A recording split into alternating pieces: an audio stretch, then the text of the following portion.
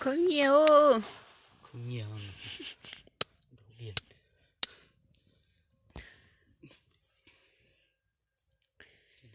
Nó bao nhiêu nhiều.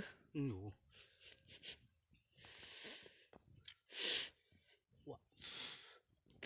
Ô, chả được đâu thế này. Tao ngủ lên.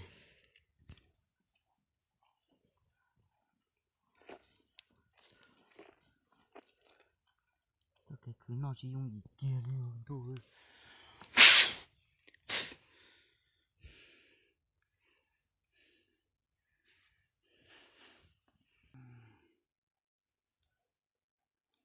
Rồi thành sự.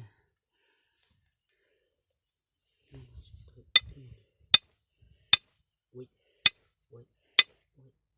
Ui, tự thổ luôn rồi. Nó còn chuốc cửa. Mẹ nó nhỉ. Hết rồi.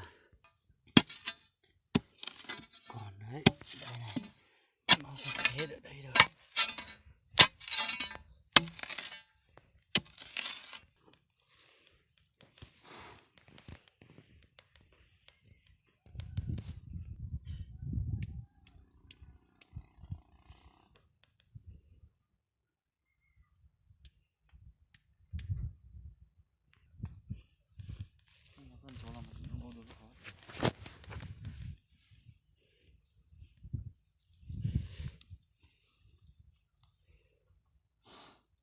Đây này, cái này nữa này.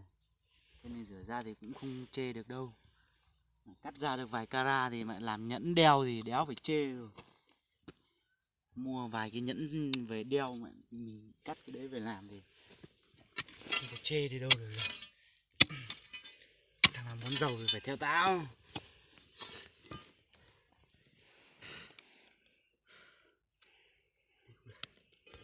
Mẹ gốc này khó đào lắm.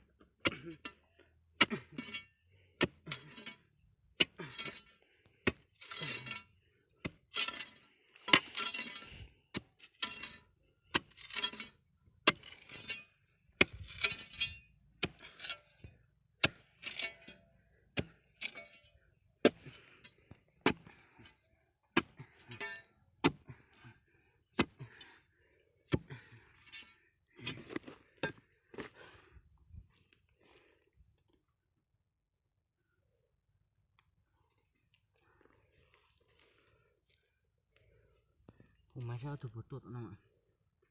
Tôi chỉ là nồi. Sao từ một tuột tôi chỉ tuột thì tôi ok tao muốn tệ.